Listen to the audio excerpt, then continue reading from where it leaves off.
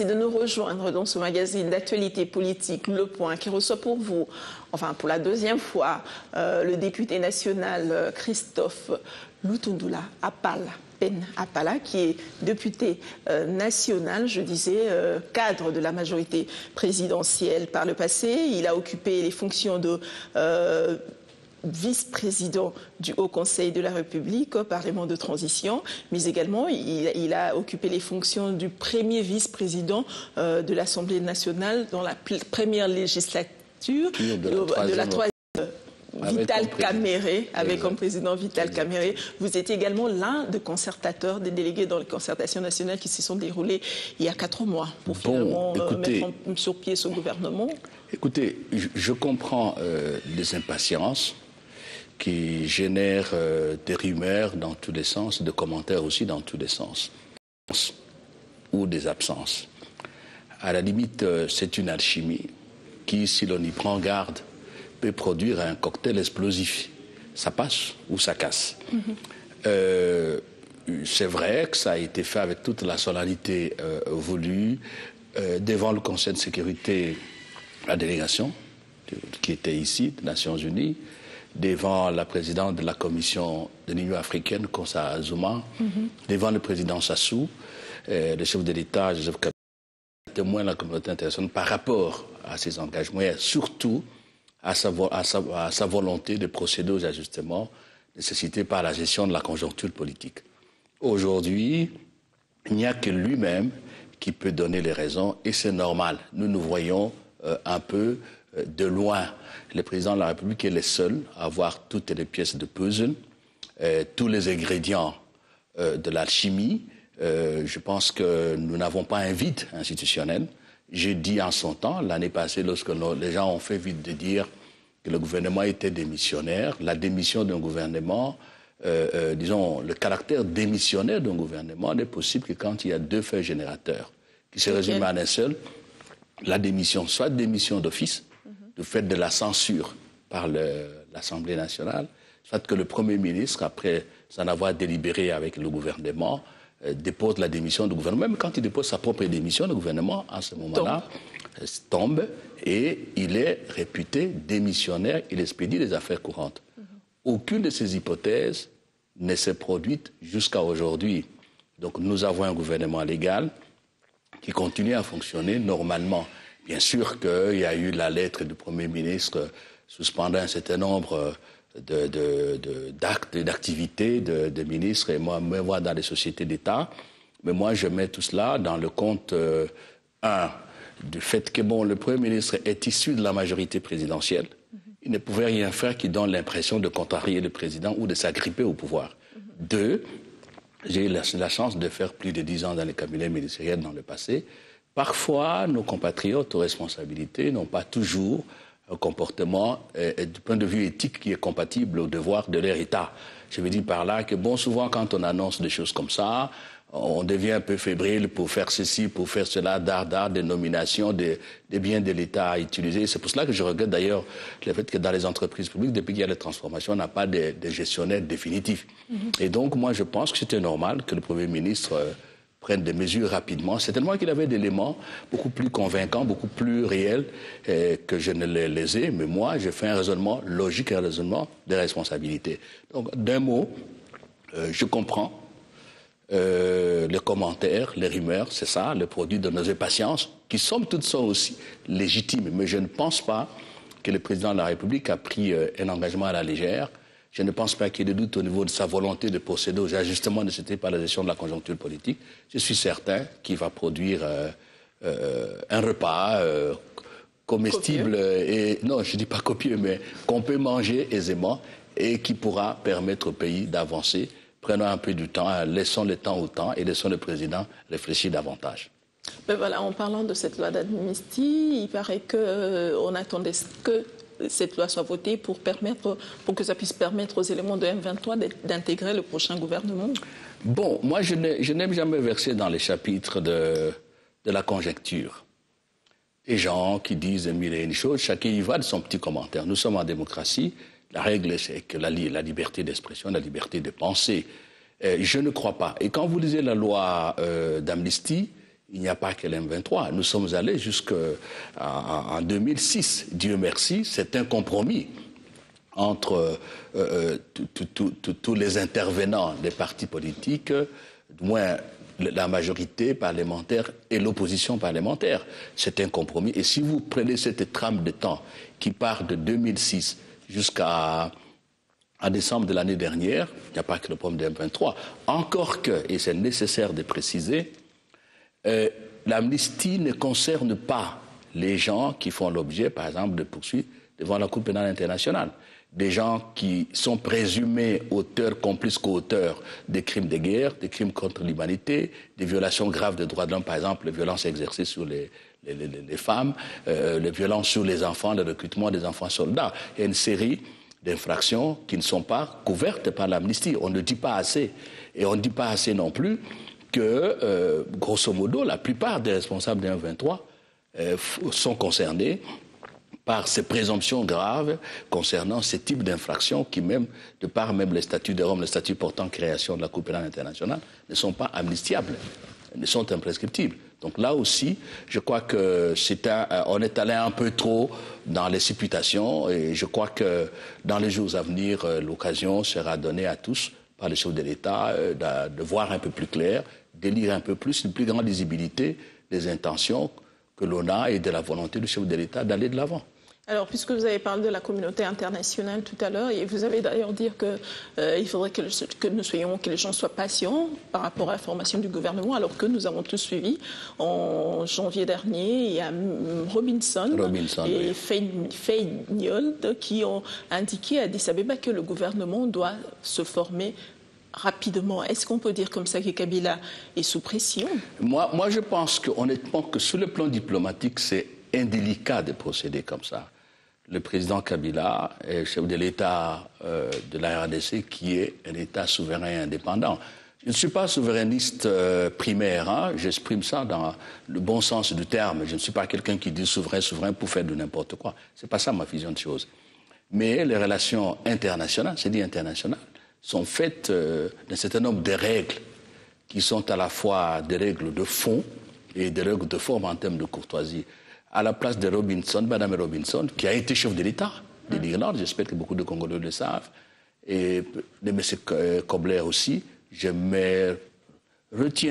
m'abstiendrai de tenir de tels propos. Par ailleurs, je ne crois pas que ce serait une bonne chose que de faire croire aux Congolais, et même à d'autres partenaires, que le fait qu'on fait un autre gouvernement en lui-même suffit pour impulser une dynamique d'ajustement qui permettrait au pays de consolider la paix, de consolider la démocratie, consolider la réconciliation nationale et de doper l'économie nationale. C'est faux. Souvent, nous commettons ce type d'erreur. Ce n'est pas la première fois qu'on forme un gouvernement. Si vous prenez la trame du temps qui concerne Joseph Kabila, et surtout vous plongez dans la nuit du temps pour jeter un regard sur le régime du président Mobutu, même dans d'autres pays. Le gouvernement, c'est l'institution la plus fragile parce qu'elle est confrontée à la gestion du quotidien. Vous comprenez? Donc il n'y a pas de gouvernement qui fasse l'éternité. Mais dire ou faire croire que parce qu'il y aura un changement au niveau du gouvernement, je ne sais pas trop lequel, tout va changer, ça sera encore vendre des illusions aux Congolais. Il faut avoir le sens de la mesure. Mais alors dites-nous, quelle relation est-il entre l'application de recommandations des concertations nationales et la mise en place d'un gouvernement? Bon, moi je vais vous dire ceci. La première chose... D'un nouveau gouvernement. Le gouvernement, c'est la cheville... Est-ce que ça peut être le même gouvernement qui peut mettre en application les recommandations des concertations nationales? Le gouvernement, c'est la cheville ouvrière de l'État. C'est le maillon le plus important de l'État en termes d'élaboration, de conduite, de politique de développement. Ça, on ne peut pas se le cacher. Nous, on fait la législation. Le président de la République, il a une autorité morale. C'est la plus haute autorité politique de l'État. C'est pour ça qu'on l'appelle le magistrat suprême. Et donc, comme je vous ai dit aussi, que le gouvernement gère le pays au quotidien. Et nous avons une culture qui nous pousse à nous concentrer plus sur le gouvernement. Et il n'est que normal aussi qu'à l'issue d'une concertation qui aboutit à peu près 800 recommandations, qui est de requalification de l'action du gouvernement, qui est de requalification des structures de gestion de l'État, j'attends ici les institutions, et que dans cette dynamique de requalification, je dirais de redynamisation de l'État, le gouvernement soit appelé à jouer un rôle important. Parce que j'étais membre de la commission de la gouvernance, effectivement, on a insisté sur cette adaptation, ces ajustements, vous comprenez. Donc c'est pour ça que les gens sont concentrés. Et moi je dis, c'est normal, c'est normal, c'est normal. Mais, je répète, faire croire que, parce qu'il y aura changement de gouvernement, tout va changer comme pas des baguettes magiques, c'est la démagogie de la pire espèce, je ne me livrerai pas à ça. Est-ce qu'il y aura un gouvernement totalement changé ou non? Bon, ça dépend de l'appréciation du président, parce que c'est au président qu'on a remis... Est-ce que l'application... Permettez. C'est au président qu'on a remis les recommandations, ok? 2. Nous sommes dans une démocratie de type parlementaire. Et l'article 78 de la Constitution dit que le président nomme le Premier ministre issu en fait de la majorité au Parlement après consultation de celle-ci. Et plus loin dans le même article, c'est le Premier ministre qui propose le gouvernement. Donc vous voyez, et nous avons une majorité parlementaire qui coïncide avec la majorité présidentielle. De sorte que dans tous ces dispositifs, dans la mise en place du gouvernement, le président a un rôle central. On ne peut pas sortir de la majorité présidentielle.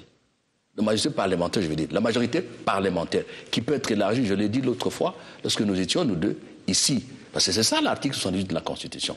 Vous comprenez? Mais dire que, bon, on va forcément faire le nettoyage à sec, on va tourner le compteur pour amener à zéro, la table est rase, moi, je n'oserais pas le dire. Je n'oserais pas le dire. Mais je considère qu'effectivement, un ajustement s'impose au niveau du gouvernement et au-delà du gouvernement, au niveau des structures fondamentales de gestion de l'État, les branches collatérales du gouvernement, les sociétés d'État, les organismes publics. Mais ne faisons pas un travail dans l'appressement ou avec la seule motivation au-delà que je m'y mette. C'est complètement irresponsable. Et c'est ça qui fait que tout le temps on est déçu. Ah, ça, il faut ça, il faut ça. Et quand ça vient, après, on dit, mais en fait, ça n'a pas changé. Ça n'a pas changé parce qu'on a mal changé ou ça ne devait pas changer. Voilà. Mais voilà. Alors, la semaine dernière, la semaine qui vient de s'achever, il y a une frange de l'opposition qui a mis sur pied une structure qu'ils ont appelée l'opposition républicaine. Et ils demandent à ce que le prochain Premier ministre sorte de cette structure. Pendant que, puisque nous savons que l'opposition est plurielle, vous êtes d'accord avec moi, oui. Pendant que une frange de l'opposition s'organise et l'autre s'agite, pourquoi la majorité ne s'attacherait pas à Matata Ponyo pour faire autant sombre? Je ne sais pas si vous avez eu l'information que la majorité a désavoué Matata Ponyo. Moi, je ne crois pas. Matata Ponyo nous a... Il y a deux langues qui veulent, il y a beaucoup de gens dans la majorité qui veulent le départ de Matata Ponyo, ça c'est clair. Attendez un peu. Moi, je ne me base pas sur les rumeurs et les commentaires. J'ai eu à le dire plusieurs fois que la majorité, elle est constituée des formations politiques, des leaders politiques. Je le dis clairement, dont le dénominateur commun, c'est le président Joseph Kabila. C'est très clair. Et la majorité, c'est une plateforme démocratique. Nous ne sommes pas à l'époque de l'Union soviétique avec le Parti communiste soviétique. Non, nous ne sommes pas non plus à l'époque du Parti-État. À l'intérieur de la majorité, les voix s'expriment et elles doivent s'exprimer. Ce qui compte, c'est la manière de canaliser tout cela, d'organiser les débats internes. Et un gouvernement qui n'est pas critiqué, il n'agit pas. Un Premier ministre qui n'est pas critiqué, il est bon pour partir. Vous comprenez? Qui est dans la majorité des gens qui sont contre Matata, c'est dans l'ordre normal des choses. C'est dans l'ordre normal de la démocratie. Donc moi, je me fonde sur des actes précis. Nous avons reçu le budget de l'État pour l'exercice 2014, déposé en retard. Par le Premier ministre. Comme toujours d'ailleurs. Non, pas comme toujours, attention. C'est un autre débat. Et le débat a eu lieu sur le budget. On a voté le budget, il n'y a pas eu un désaccord avec le gouvernement. Il n'y a pas eu une motion de censure contre le gouvernement, une motion de défiance contre le Premier ou un ministre. Non. Voilà un acte précis, ça c'est pas de commentaire, c'est pas de la spéculation plutôt. C'est une réalité. Jusqu'au moment où nous avons pris les vacances, je n'ai pas appris quelque part que le Premier ministre ait fait l'objet d'une procédure parlementaire quelconque ou le gouvernement l'ait fait autant. Donc moi, je dis que chacun a ses ambitions, à sa vision, à ses commentaires, mais jusqu'à aujourd'hui, je considère que le gouvernement soutient le Premier ministre Matata. Moi, je le soutiens.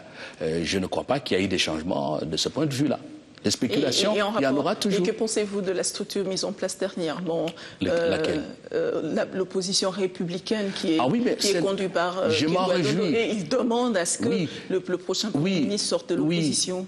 Je m'en réjouis. C'est-à-dire quoi? Je souhaite que l'opposition congolaise soit le plus possible organisée.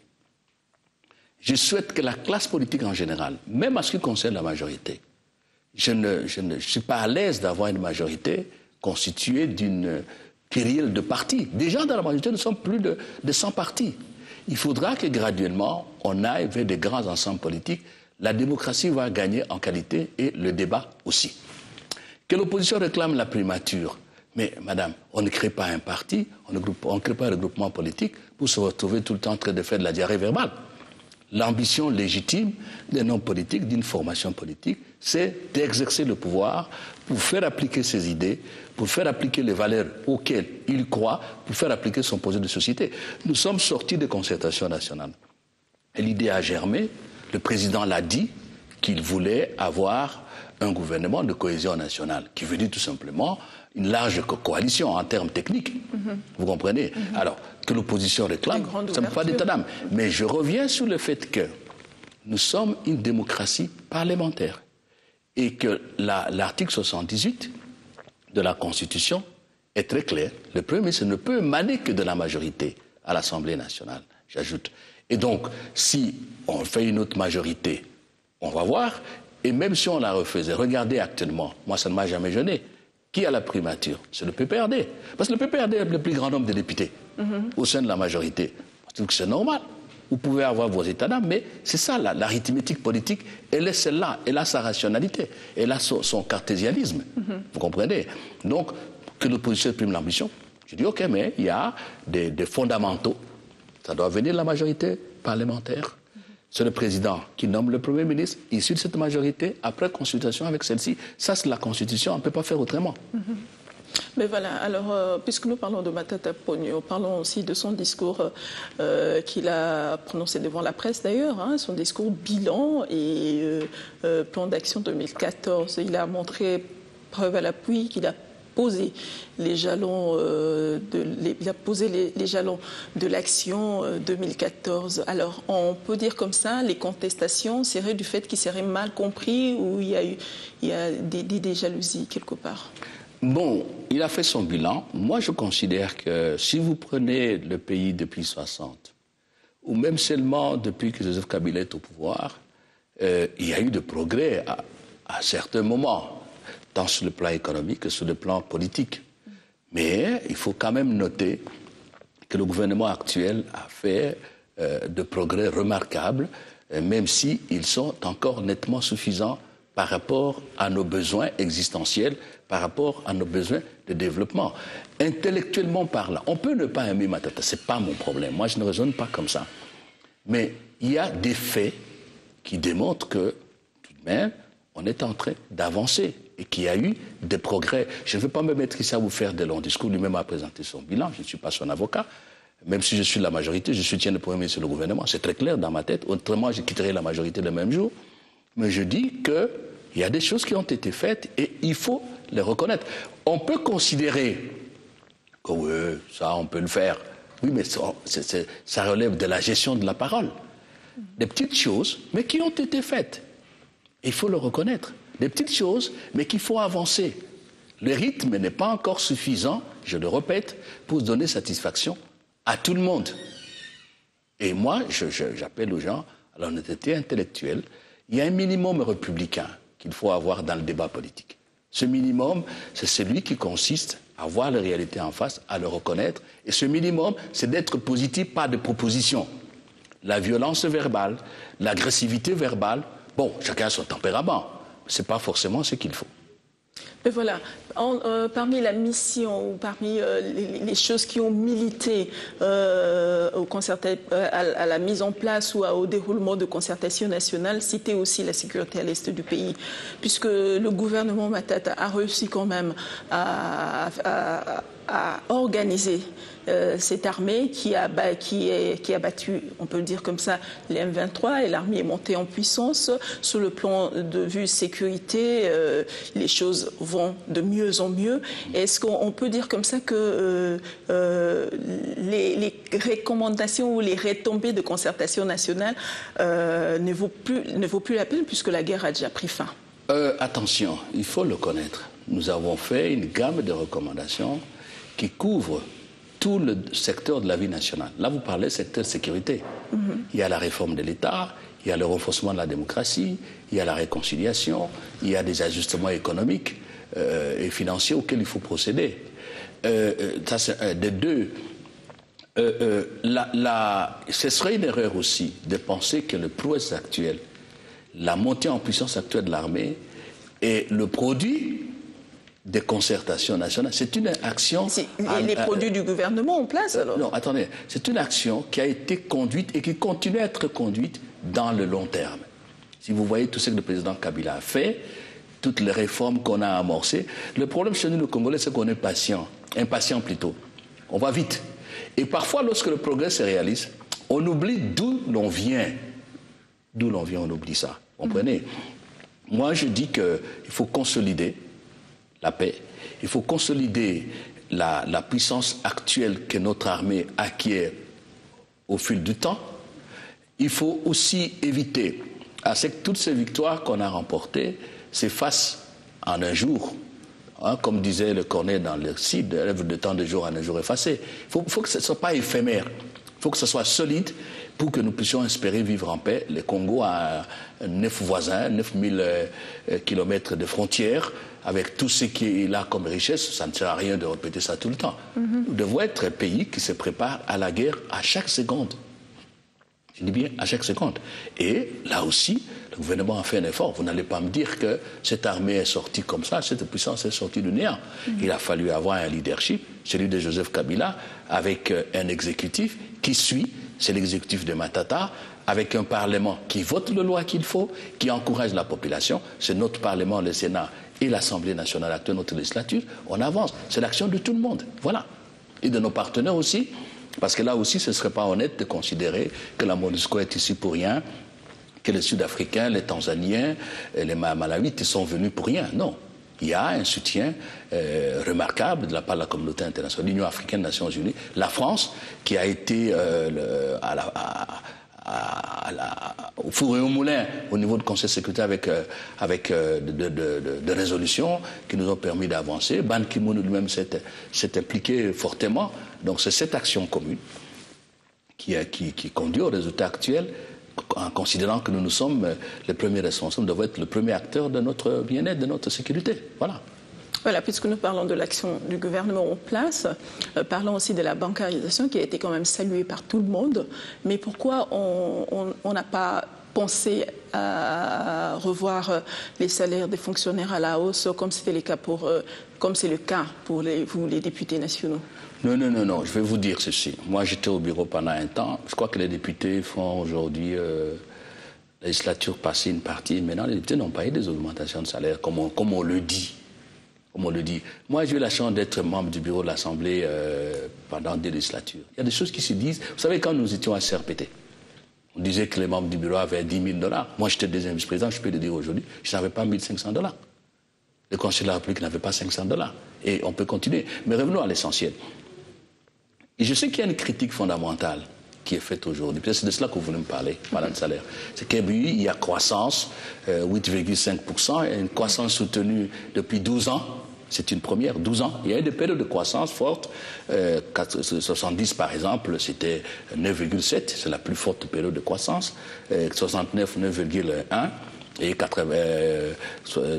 2013, 8,5. On dit, ben, avec toute cette croissance vraiment remarquable, ça ne change pas. On ne palpe pas. On ne palpe pas. Je note d'abord, c'est une critique qui est faite aussi à l'Afrique. Depuis un temps, ceux qui lisent la littérature économique savent que l'Afrique connaît un moyen de taux de croissance plus élevé que les vieux continents, mis à part la Chine. Encore que la Chine, pour le moment, est en période de récession. Mais on ne voit pas cela rejaillir dans le quotidien. Je crois qu'il faut expliquer bien les choses. La première chose, c'est la profondeur du gouffre. Nous avons été dans une crise économique, dans une pauvreté à profondeur abyssale. C'est un peu comme le tonneau de Danaïde. Vous versez, ça passe. Et pour remonter la pente, ça n'est pas facile. On peut dire comme ça que la population doit être patiente. Est-ce que lui-même, Matata, se félicite d'avoir stabilisé l'économie en dépit de la guerre que la RDC a été agressée? Il a su stabiliser l'économie et de l'autre côté, la population ne ressent pas dans son assiette. Est-ce qu'on peut dire comme ça qu'il est victime de sa politique? Bon, il est mal compris. Il est victime des impatiences. Mais il n'y a pas moyen de faire autrement, madame. Même dans votre propre vie privée, individuelle, vous ne pouvez pas vivre au-dessus de vos moyens. Autrement, vous pratiquez le vol, je ne sais pas quoi, des crimes. Même dans votre propre vie privée, s'il n'y a pas l'austérité, s'il n'y a pas la rigueur, on vous donne 1 million aujourd'hui, dans 24 heures, tout est parti, et puis vous commencez à mendier. Nous devons apprendre à être rigoureux. Nous devons apprendre à bien gérer les maigres moyens que nous avons. Il n'y aura pas la manne du ciel. Ceux qui viennent travailler avec nous, des investisseurs comme on les appelle, ils ne viennent pas pour nos beaux yeux, ils viennent faire les affaires. Le tout dépend de notre capacité de négocier le virage et de notre assiduité au travail pour créer les conditions telles que, et ils ont leurs bénéfices, nous avons aussi nos bénéfices en termes d'infrastructures, en termes de niveau de salaire, en termes d'investissement public et de pouvoir d'achat et ainsi de suite. C'est très clair. Est-ce que quelqu'un peut sortir, me dire même sur le plateau de la télé, que voilà, on ne fait pas l'austérité, on ne fait pas la rigueur, on dépense de n'importe quelle manière, on attend la manne qui viendra de l'étranger, il peut me dire ça et en même temps me dire que le Congo va se relever? Jamais, je suis catégorique, jamais, jamais. Jamais. Il faut, et moi je dis qu'on ne peut pas être Premier ministre d'un pays dans notre situation et ne pas recevoir des balles au sens figuré du terme. On ne peut pas gérer un pays qui a été trouvé dans une crise aussi profonde que celle dans laquelle nous nous sommes trouvés et d'où nous nous relevons petit à petit et penser qu'on va vous applaudir à tout moment. Non. Ce qui compte, c'est la persévérance dans l'effort et la capacité de capitaliser les critiques qui sont faites. Et c'est ce que je souhaite pour le Premier ministre Matata, son gouvernement et ceux qui viendront un peu plus tard, parce que ça, ainsi va la vie d'un gouvernement ou des individus. Mais voilà. Puisque nous parlons du bilan, du plan d'action du Premier ministre, alors si je lis quelque part où il dit que lorsqu'il y a relation entre la croissance et la transformation de conditions de vie de la population, dépend du niveau initial de richesse produite et de la distribution de cette richesse. Qu'est-ce qu'il voulait dire par là? C'est ce que je vous ai expliqué. Si vous avez un produit intérieur brut, grosso modo de 10 milliards, vous faites un prélèvement de 30%. Un autre pays a un produit intérieur brut de 60 milliards, l'Angola par exemple, fait un prélèvement de 20%. Quel est l'État, quel est le gouvernement qui aura plus de moyens? Vous avez fait 30%. Sous vos 10 milliards de produits intérieurs bruts, c'est-à-dire de la quantité de richesses qui sont produites en termes de biens et de services par le pays. Vous prélevez 30%, mais lui il a 60 milliards et prélève 20%. C'est comme je vous ai expliqué. Qui gagne beaucoup plus d'argent? Voilà. Donc l'assiette du départ, c'est ce que je dis, l'assiette du départ. L'État gagne, l'État a de l'argent sur le base des prélèvements obligatoires fiscaux et parafiscaux. L'impôt sur les revenus, l'impôt sur les bénéfices, l'impôt sur les propriétés bâties, ainsi de suite. Il y a une gamme de prélèvements fiscaux et parafiscaux, produits pétroliers et tout. Mais si l'assiette, comme on dit en fiscalité, elle est petite, vous n'aurez pas de ressources outre mesure. C'est pour ça qu'il faut travailler. Il faut diversifier l'activité économique. Je vous ai dit que notre croissance est fortement dépendante du comportement de nos produits miniers sur les marchés internationaux. Il faut diversifier nos exportations. Il faut créer une production qui puisse ne plus satisfaire à nos besoins vitaux. Je prends l'exemple le plus simple, les besoins alimentaires. Nous continuons à importer, nous continuons à avoir les riz japonais, les riz chinois, les fonds de contrepartie. C'est le riz d'ailleurs qui est vendu, on a de l'argent pour financer le développement. Voilà. Et cela doit s'inscrire dans la perspective du temps. Je dis la patience, mais pas la patience en croisant les bras. Il faut travailler, il faut gérer avec beaucoup de rigueur les peu de ressources qu'on a et il faut sanctionner. Il faut sanctionner quand on joue avec le patrimoine national, quand on joue avec les lois de la République. C'est cela qui a fait avancer le peuple à travers le monde. Voilà, il nous reste plus que 10 minutes, on va parler des élections. Oui. Alors l'Union européenne qui a salué la tenue des élections en 2016 et demande à ce que celle-ci soit irréprochable. Est-ce que c'est un avertissement au gouvernement? Bon, l'Union européenne exprime, à mon avis, une interpellation de responsabilité. Nous devons la prendre positivement. Dans tous les cas, il faut qu'un jour le Congo ait de bonnes élections. La paix civile, les progrès économiques, l'amélioration des conditions de vie des populations est liée aussi à ça. On ne perçoit pas ça facilement. Ce n'est pas aux élections qu'on produit je ne sais pas quoi. Mais ce sont les ingrédients nécessaires au développement des peuples. Et là, il faut y aller. Il faut y aller aussi, encore une fois, avec beaucoup de rigueur. Moi, je vois souvent, même la fois passée, quand on a des élections, les gens pensent qu'on va aux élections et tout va se résoudre. Et les gens sont pressés dans certaines choses.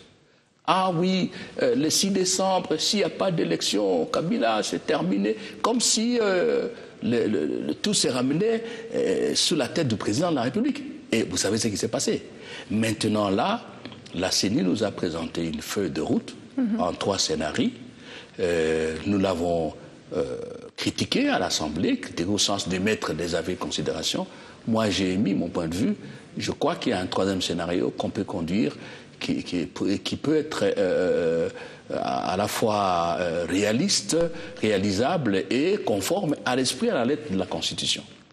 Parlant de cette feuille de route dont les opposants jugent que Malo Malo a déjà planté le décor de la fraude, quelle est votre opinion là-dessus? Malo Malo a déjà planté les décors en rapport avec la feuille de route. Certains opposants pensent que Malo Malo ne pensent pas, mais ils disent que Malo Malo a planté les décors de la fraude. Ce sont des positions extrêmes. Vous savez, ce qui est excessif et dérisoire, j'allais même dire ridicule. Il faut avoir le sens de la mesure.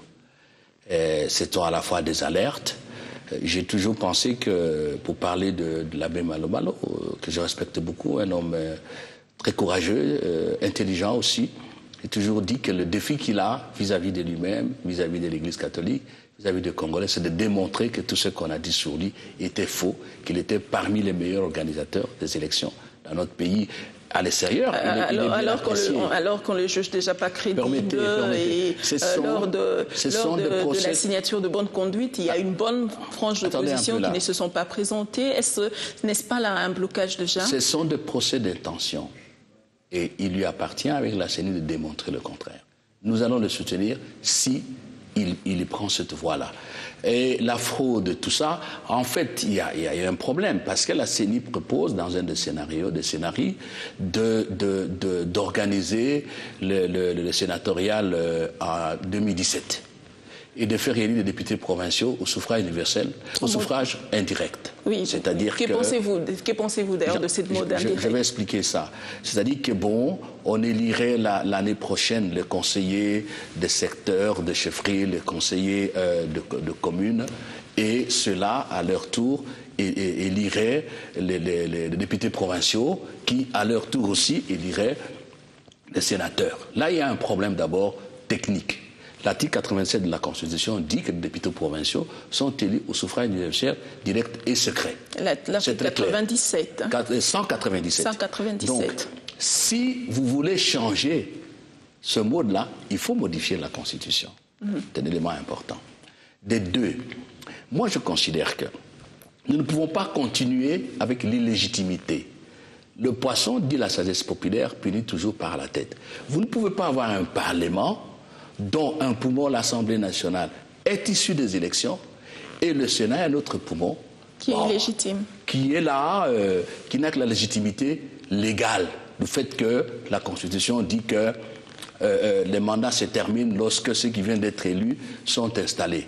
Je souligne que le principe de la continuité de l'État, qui se profile à travers cette disposition que l'on trouve sous le président de la République et nous, ne s'accommode pas de ce type d'interprétation.